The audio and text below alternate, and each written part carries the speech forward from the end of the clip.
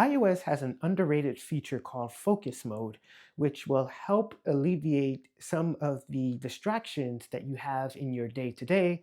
That way, you can focus, no pun intended, on the current task at hand. I am going to do a deep dive into focus mode, show you how to activate it, and show you the pros and cons of using focus mode. And at the end of the video, I am going to show you a combination that will make you much more productive without having to look at your iPhone every 5 seconds. So without further ado, let's get started.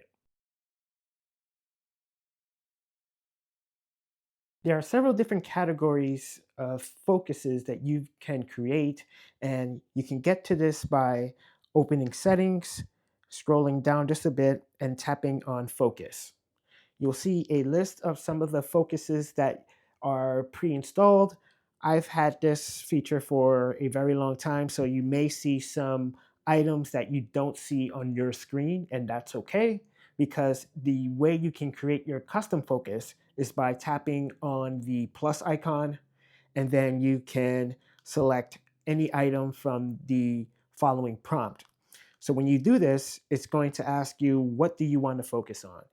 For example, if you want to become more mindful and practice more mindfulness, then you can tap on mindfulness, or you can tap on personal or gaming, or you can create a custom focus. For now, we are going to select personal, and then each of the different focuses, at least the pre-installed ones, are going to have this blurb where it tells you exactly what that focus is, what it's focused on. Again, no pun intended. If you tap on customize focus, you get to this page here. And the best part about this is that you can actually choose the people and the apps that you want to receive notifications from. You can add them by tapping on choose people, and then you will see a list of some people. And then if you tap on add people, you'll be able to add those contacts, and they'll be able to send you notifications when they send you a message or a phone call or a FaceTime call. You can also, on this page, silence people. So for example, if you have that one friend that always send you memes and you are tired of seeing that notification from him, then you can add him to the list, and you can select silence notifications from. If you want to allow, then you obviously tap on allow notifications from. And the best part is you can also remove people that are on your list by default. So I'll just remove a few people and then hit next.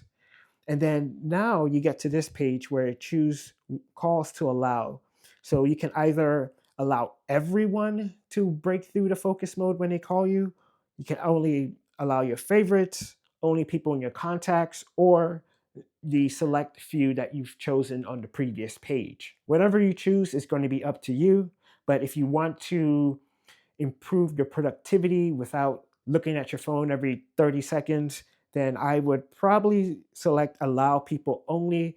That way you can continue to receive the notifications from the individuals that you want to receive notifications from. So we tap on done. And then here you can see that now allow notifications from is blank.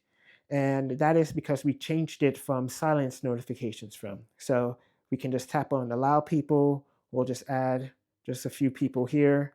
And then on this particular page, you can also change the phone call notifications. So like in the previous page, you can have everyone, allowed people, favorites, or contacts, and you can allow repeat calls from the individuals that you've selected. You could also choose the apps that you want to receive notifications from. It works the same exact way as the people side of focus mode.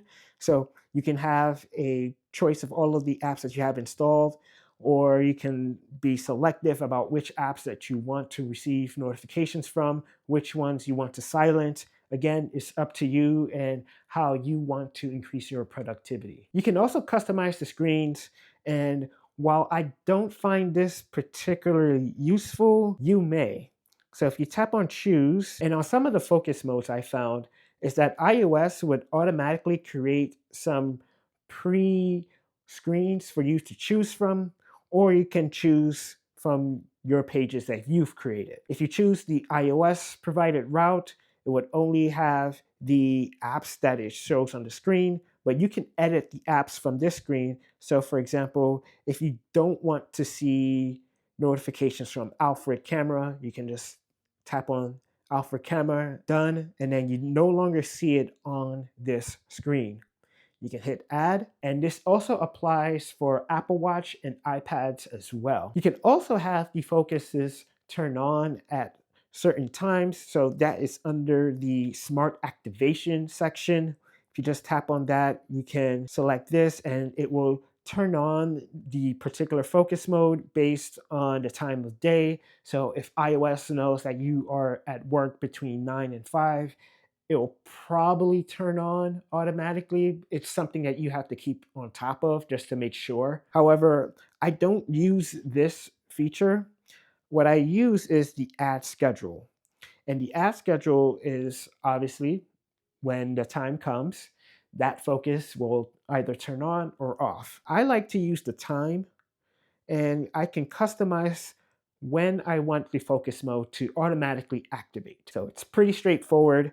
You can also do it based on location and based on apps as well. You can also have focus filters, which would filter out each of the apps that you have based on the focus that is enabled. So for example, if we select messages, we can filter by the people list. It's relatively light on customization, so you may not need this particular part of focus modes. So, but the option is still there for you. In order to activate focus mode, you can just swipe down to control center, and then you can tap on your focus control, and then you'll be able to select any of the focuses that you currently have installed. So for example, if I choose personal, it will just turn to on. And then you can see that the page is actually changed to the preview from earlier in the video. Focus mode is great. However, there is one giant flaw in it. The purpose of focus mode is to improve productivity by you not using your phone as much. However, while you have focus mode on, if you just swipe to the left and you go to the app library, you'll have access to all of your applications that you have installed, which, let's be honest, defeats the purpose of focus mode. So what you could do to mitigate this issue is combining focus mode with another feature, and that is screen time. With screen time, it's exactly what it sounds like. So the thing you want to enable is app limits. So for example, all my social media apps, 30 minutes a day, every day.